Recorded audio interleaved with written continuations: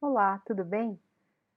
Agora, neste vídeo, nós vamos finalizar o estudo da introdução da CDD.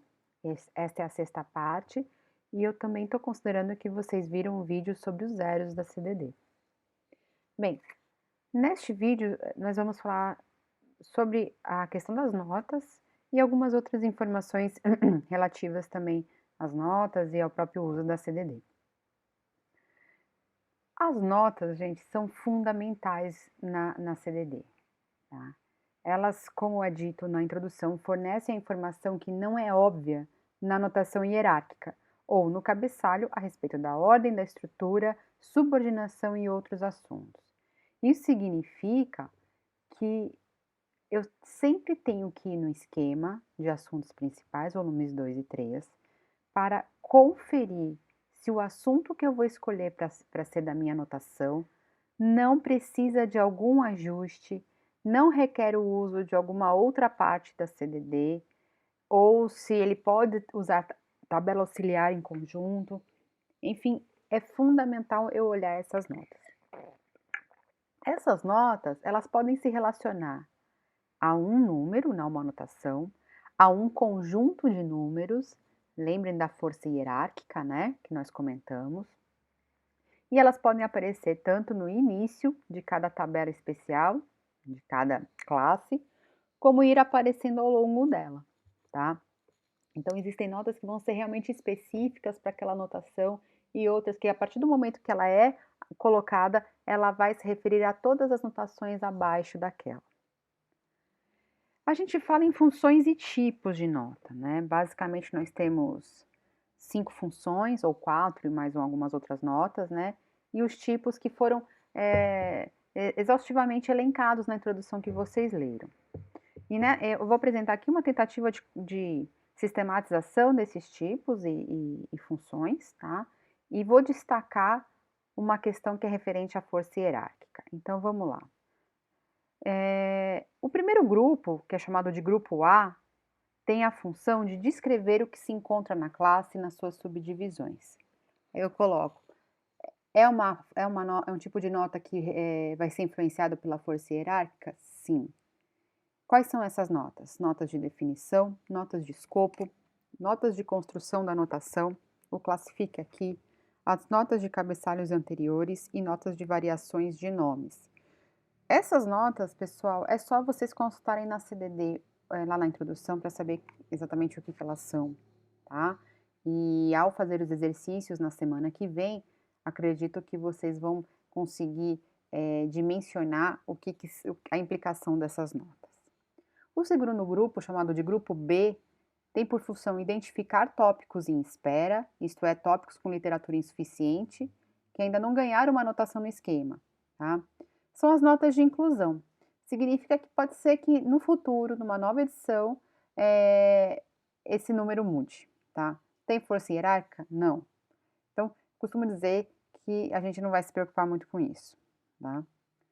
O grupo C tem por função descrever o que se encontra em outras classes, né, que são referentes à mesma classe que você está.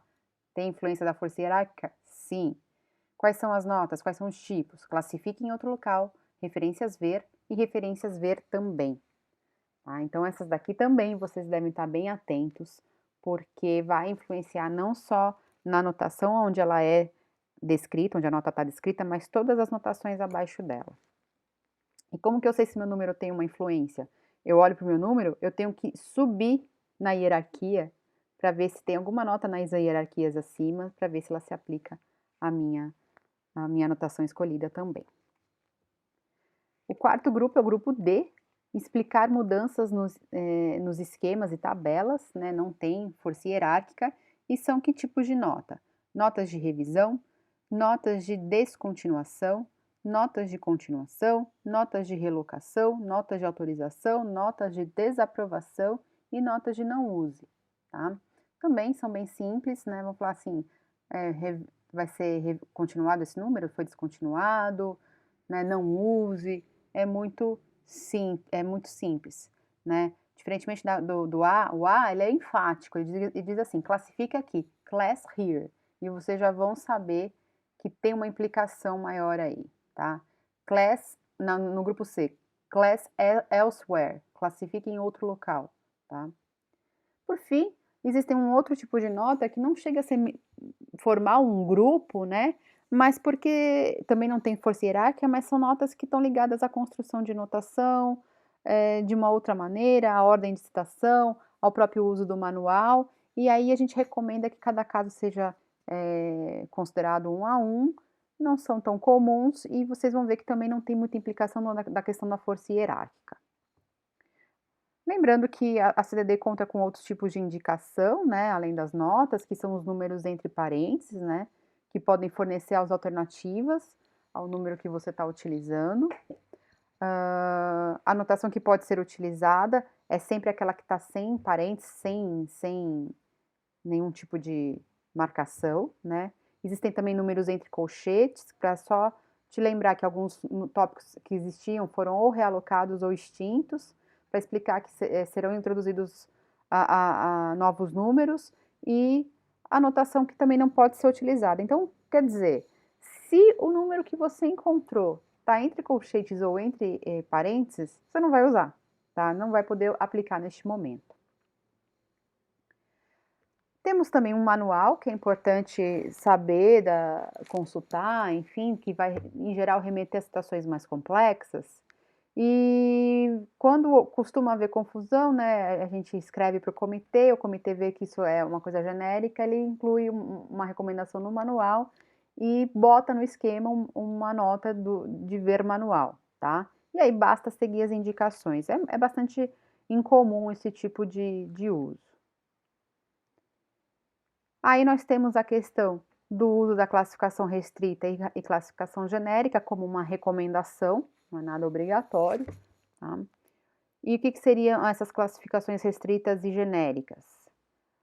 A classificação restrita, ou close classification, é quando o conteúdo de uma obra é especificado ao máximo pela notação. Então, forma-se notações bem compridas, usando-se as tabelas auxiliares, usando ao máximo de detalhe o próprio número base, né?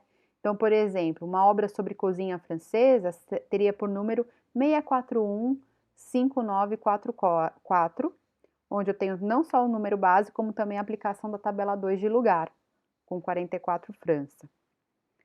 E um exemplo e o uso da classificação genérica, ou Broad Classification, é quando a obra é incluída numa classe mais ampla, que é o que tem acontecido em muitas bibliotecas hoje, né? Abreviando-se ao mínimo necessário para explicar o assunto daquele documento, né? Em geral, a gente trabalha nos acervos menores com isso. Por que menores? Porque, em geral, os acervos maiores costumam estar ligados a instituições com mais áreas de pesquisa. Então, você precisa detalhar aquilo. Lembra da outra videoaula onde eu coloquei o mesmo livro de literatura francesa como uma biblioteca universitária, numa pública e numa especializada, então os usos são diferentes. E aqui o exemplo do mesmo livro sobre cozinha francesa ficaria simplesmente em 641.5, tá? É importante só lembrar que a gente deve optar por apenas uma abordagem na biblioteca, então se eu vou fazer classificação restrita, sempre fazer classificação restrita com todos os livros. Se eu for optar pela genérica, sempre genérica, tá? E claro, a anotação mínima é regra, tem que ter pelo menos 3 algarismos, não dá para diminuir mais do que isso. Por fim, vamos só lembrar, né, que a gente nunca deve escolher uma anotação apenas consultando o índice ou lembrando de cabeça. Já sei de cor o que é a classificação 0,25.4. Será que é mesmo? Vamos conferir? Será que mudou? Até porque as versões mudam. A versão digital hoje não tem novas versões, ela muda lá no próprio esquema, então você não tem essa dimensão, até a 21ª era de uma forma, a partir da 22ª de outra, né? Então, é sempre necessário voltar aos esquemas principais, ao assunto, para verificar as possibilidades de uso de notação e as combinações possíveis com as tabelas auxiliares. Tá bem? Era isso, muito obrigada, até a próxima!